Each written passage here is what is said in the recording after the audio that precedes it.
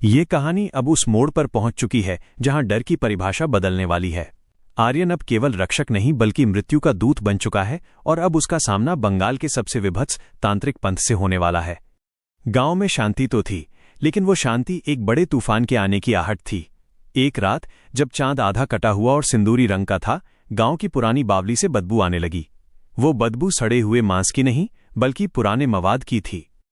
गांव के मंदिर का पुजारी सुबह जब पट खोलने गया तो उसकी चीख पूरे गांव में गूंज गई। गर्भगृह में देवता की मूर्ति के स्थान पर एक कटी हुई बकरी का सिर रखा था, जिसकी आंखों से अभी भी ताजा खून टपक रहा था। मूर्ति गायब थी।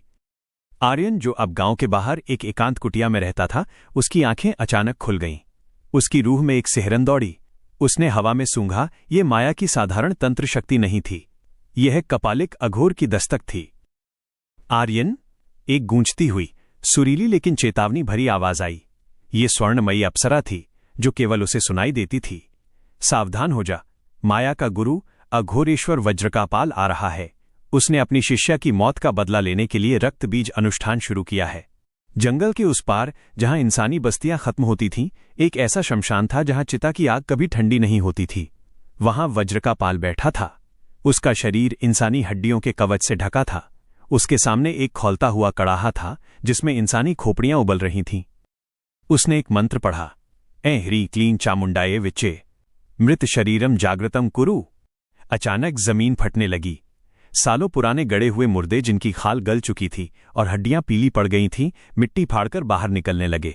उनकी आंखों के गड्ढों में एक नीली शैतानी आग जल रही थी।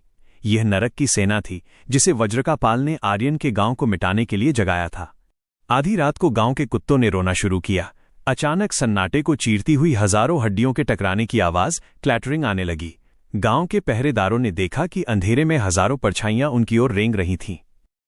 एक बूढ़ा ग्रामीण अपनी खिड़की से बाहर झांका तो उसकी आंखें फटी की फटी रह गईं। एक कंकाल जिसके शरीर पर अभी भी कुछ सड़ा हुआ मांस लटका था, खिड़की तोड़कर अंदर घुस आया। उसकी लंबी नुकीली उंगलियों ने बूढ़े का गला पकड़ लिया।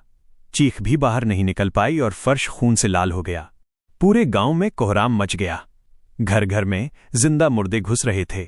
तलवारें काम नहीं कर रही थीं क्योंकि वे पहले से ही मरे हुए थे। आर्यन अपनी कुटिया से बाहर निकला। उसके हाथ में एक पुरानी तांबे की छड़ी थी जिसे भैरव बाबा ने अभिमंत्रित किया था। उसने देखा कि उसका गांव शमशान बनता जा रहा है। स्वर्णमयी शक्ति दो, आर्यन गर्जा। अचानक आर्यन के चारों ओर एक सुनहरी लपट उठी। उसकी आंखों से प्रकाश की किरणें निकलने लगीं। उसने अपनी छड़ी को जमीन पर पटका। एक विशाल ऊर्जा की लहर शॉकवेव निकली जिसने सामने आते हुए दर्जनों मुर्दों को राख के ढेर में बदल दिया। लेकिन वज्रकापाल वहां खुद प्रकट हो गया। वो हवा में तैर रहा था। उसके चारों ओर काली आत्माएं चिल्ला रही थीं, छोकरे, तूने मेरी शिष्या को मारा, अब मैं तेरी रूह को 1000 टुकड़ों में बांटकर अपनी माला में पिरोऊंगा। वज्रकापाल ने एक काला गोला फेंका। जैसे ही वो आर्यन से टकराया, आर्यन को महसूस हुआ कि हजारों बिच्छू एक साथ उसके दिमाग को डंक मार रहे हैं। उसे अपनी पिछली प्रताड़ना के दृश्य दिखने लगे।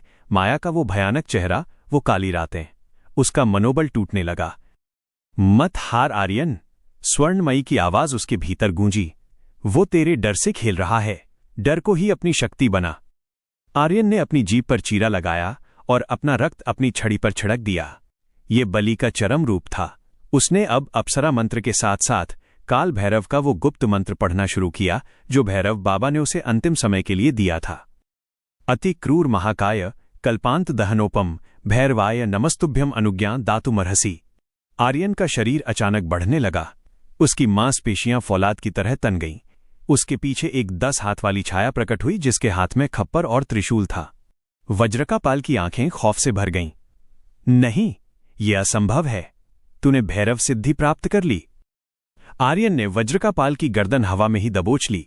तांत्रिक ने अपनी काली विद्या चलाने की कोशिश की, पर आर्यन के स्पर्श मात्र से उसकी खाल जलने लगी। तूने कितने मासूमों का मांस खाया है वज्रकापाल। आर्यन की आवाज अब इंसानी नहीं थी, उसमें हजारों आत्माओं की गूंज थी। उसने वज्रकापाल की तंत्र शक्ति को खींचकर उसके ही शरीर के भीतर बंद कर दिया। तांत्रिक का शरीर फूलने लगा। उसकी नसें फटने लगीं। आर्यन ने उसे उठाकर उसी खौलते हुए कड़ाहे में फेंक दिया जहां वो दूसरों की बलि देता था। तांत्रिक अपनी ही काली विद्या के जहर में घुट घुट कर मरने लगा, पर मौत उसे नहीं मिल रही थी क्योंकि आर्यन ने उसे अमर तड़प का श्राप दे दिया था। सुबह होते होते सारे कंकाल धूल बन चुके थे। गांव बच गया था, लेकिन हवा में अभी भी डर का सन्नाटा था। आर्यन शमशान के बीच खड़ा था, उसका शरीर खून और राख से सना था। गांव वाले उसके पास आने से डर रहे थे। वो अब उनका आर्यन नहीं रहा था, वो एक अघोरी रक्षक बन चुका था।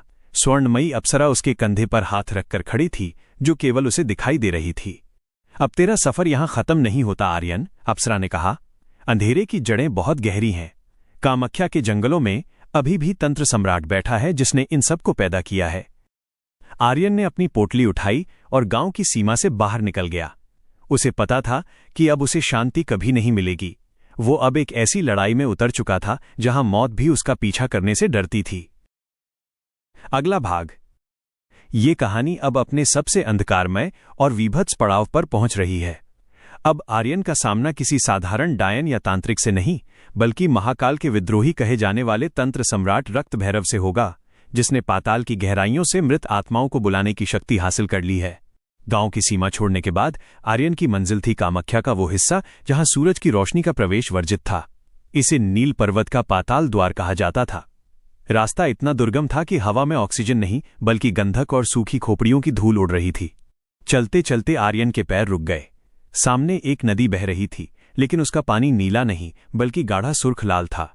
यह अस्थि नदी थी, जिसमें तंत्र साधना के दौरान बलि दिए गए हजारों पशुओं और मनुष्यों का रक्त बहता था। मुसाफिर, यहां से वापस लौट जा, आगे केवल शून्य है, एक कटी हुई आवाज आई। आर्यन ने देखा, नदी के किनारे एक आकृति बैठी थी, जिसका निचला शरीर गायब था। वो केवल अपने हाथों के बल रेंग रहा था। उसके चेहरे पर खाल नहीं थी, सिर्फ नसों का एक जाल था।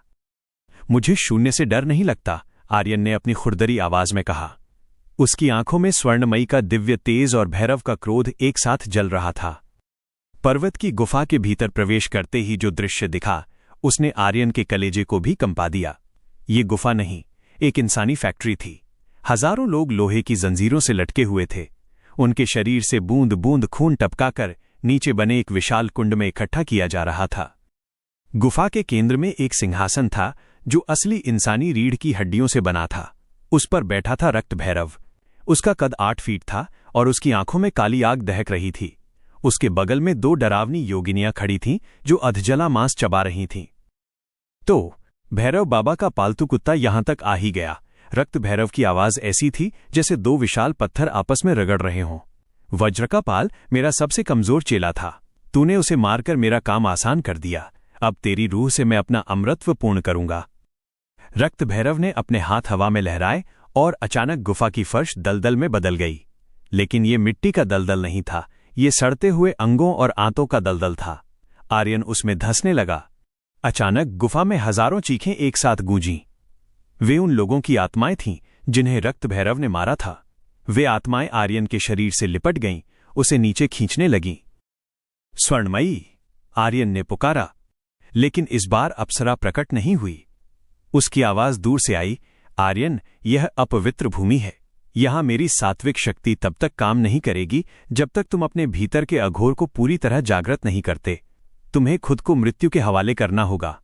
रक्त भैरव अट्टहास करने लगा। उसने अपनी तांत्रिक छड़ी से आर्यन की छाती पर प्रहार किया। आर्यन की पसलियां टूटने की आवाज गूंजी। वो उस विभत्स दलदल में पूरी तरह डूब गया। दलदल के नीचे आर्यन को लगा कि वो खत्म हो चुका है। उसे अपनी मां की आवाज सुनाई दी, अपने पिता का चेहरा दिखा। ये मतिभ्रम था।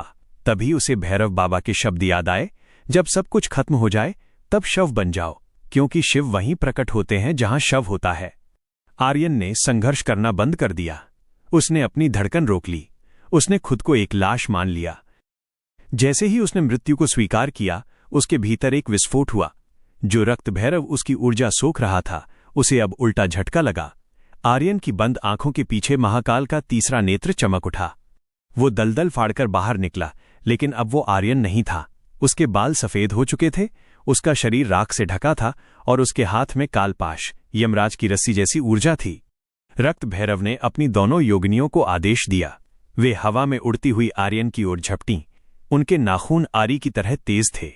आर्यन ने केवल अपना हाथ हवा में घुमाया और एक अदृश्य तलवार ने उन दोनों योगिनियों के परखच्चे उड़ा दिए। उनका काला खून पूरी गुफा की दीवारों पर बिखर गया।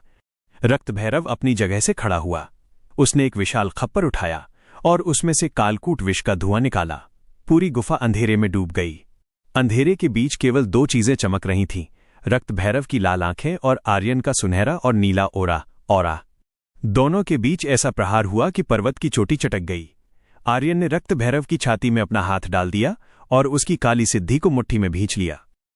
नहीं, ये शक्ति, ये तो आदि शक्ति है, रक्त भैरव चिल्लाया। आर्यन ने उसे कान के पास फुसफुसाते हुए कहा, तूने मांस का भोग किया, अब तेरी रूह का भोग काल भैरव करेंगे। आर्यन ने कालपाश को उसके गले में लपेटा और उसे खींचकर सीधे उस नरक के कुंड में फेंक दिया जहां उसने हजारों को तड़पाया था।